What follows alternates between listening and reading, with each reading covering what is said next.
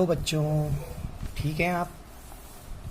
आज का जो टॉपिक है वो है पाठ 5, जिसको बोलते हैं हम समांतर श्रेणी। समांतर श्रेणी, अर्थमेटिक प्रोग्रेशन, एपीसीडी नोट करते हैं इसको, अर्थमेटिक प्रोग्रेशन।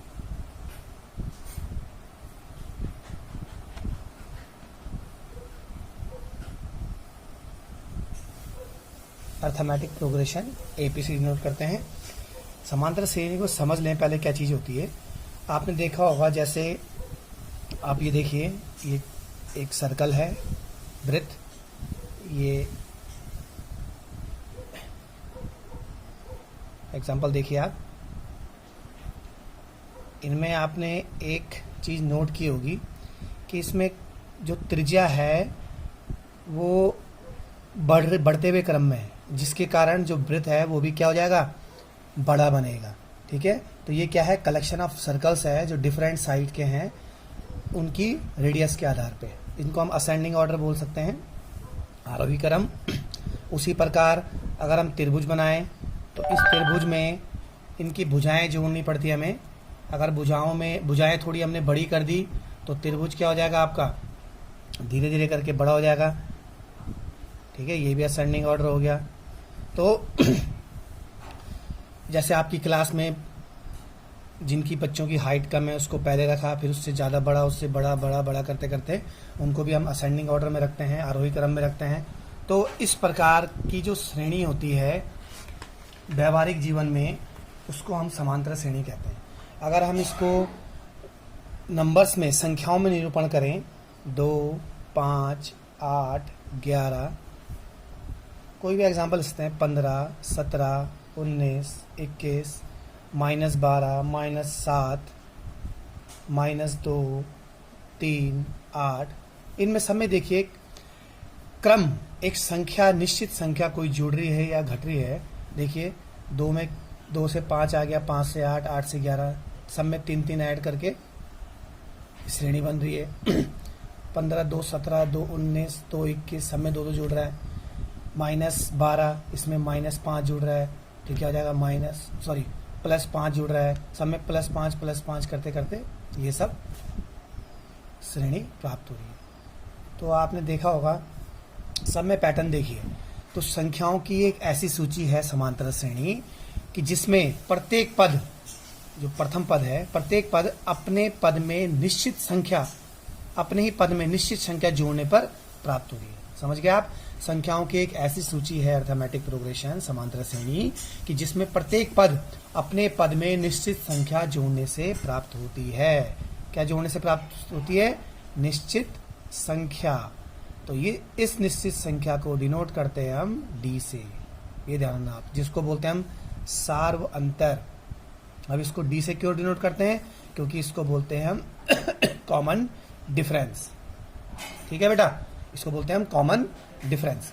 अब देखिए इसमें कॉमन डिफरेंस, अब देखिए, अब हम अगर समांतर श्रेणी की बात करें तो इसमें प्रथम पद, जो प्रथम पद होता है, प्रथम पद, इसको हम डिनोट करते हैं ए से। ठीक है बेटा। अब देखिए मैंने कहा था कि समांतर श्रेणी जो होती है वो एक अपने पद में निश्चित संख्या जोड़ने पर होती है। अगर हम इसका द्वितीय पद निकालें, द्वितीय पद, तो कैसे निकलेगा बेटा? ए में हम निश्चित संख्या डी जोड़ देंगे, तो इसकी द्वितीय पद क्या आ गया? ए प्लस डी। उसी प्रकार तृतीय पद ए प्लस डी, द्वितीय पद ए प्लस डी है, उसमें डी जोड़ देंगे, तो कितना हो गया? ए प्लस डी डी 2D, ए प्लस 2D। उसी प्रकार अगर हम चतुर्थ पद निकालेंगे, चौथा पद निकालेंगे, तो ए प्लस 2D था हमारा तृतीय पद, इसमें एक निश्चित पद संख्या जोड़ दी हमने डी, तो ये क्या हो गया? ए प्लस 3D। इसी प्रकार ये श्रेणी चलती रहेगी। तो प्रथम पद जो होता है इसको बोलते हैं हम A1, द्वितीय पद जो हो गया आपका A2, तृतीय पद हो गया A3, चतुर्थ पद हो गया A4।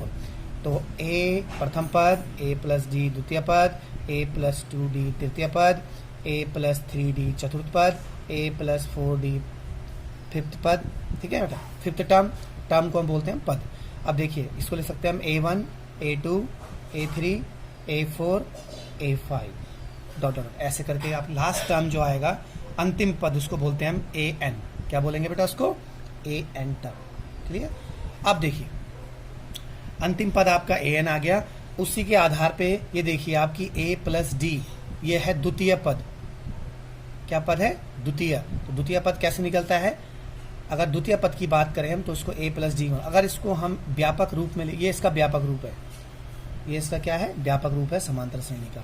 अगर हम इसको एक फॉर्मूले पे सूत्र में रखें तो जो अंतिम पद बराबर होता है उसको बोलते हैं हम ए प्लस एन माइनस 1t। ये इसका सूत्र हुआ अंतिम पद बराबर। कई जगह ए एन में क्या लिखा जाता है आपका?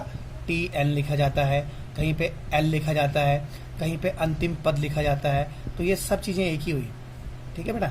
ये सब पद टर्म और एन टर्म्स, लास्ट टर्म्स, अंतिम पद, ए एन, ये सब एक ही चीज हुई। कहीं पे ए एन, कभी टी एन, कभी ए एल, कभी अंतिम पद, ये सब हम ऐसे निकालते हैं। अब जैसे हमारे पास कोई क्वेश्चन आ गया, जैसे हमने अभी ऊपर लिखा था, ये क्या है? समांतर श्रेणी है कि नहीं है, चेक करना है हमने।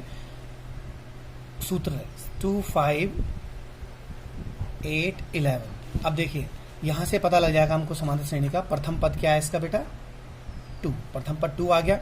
अब सार्वंतर निकालेंगे। जो सार्वंतर होता है वो प्रथम पद में जोड़ के निकलता है। अगर डी निकालेंगे हम तो अगर हमको उसको चेक करना है तो द्वितीय पद से प्रथम पद को माइनस कर देंगे, क्योंकि जब हम द्वितीय पद निकालते हैं तो प्रथम पद में एक निश्चित संख्या जोड़ते हैं, मतलब डी जोड़ते हैं। अगर हमने डी निकालना है तो हम क्या करेंगे? द्वितीय पद से प्रथम पद को माइनस कर देंगे। 5 माइनस 2 कितना आ गया? 3। या फिर तृतीय पद में से प्रथम पद माइनस द्वितीय पद माइनस कर दो 3। 11 माइनस थर्ड पद कितना आ गया? 3। तो सबका सार्वंतर कितना आ रहा? 3। तो ये एक समांतर श्रेणी का उदाहरण है बेटा। ठीक है? अगर हमें इसका आगे वाले पद ज्ञात करने हैं तो हम क्या करते हैं बेटा? उसके लिए ये A1 हो गया, A2, A3, A4, हमने निकालना है A5। क्या निकालना है? A5। अभी मैंने आपको बताया था कि A3 निकालना तो A प्लस 2D। अगर हमने A5 निकालना है तो हम फॉर्मूले से भी निकाल सकते हैं, डायरेक्ट भी निकाल सकते हैं। जिस प्रकार A3 को लिख सकते हैं हम A प्लस 2D, उसी प्रकार A5 को लिखते हैं A प्लस 4D। तो A आपके पास 2 है, 4 मल्टीप्लाई D कितना आया था सार्वंतर सब में? 3।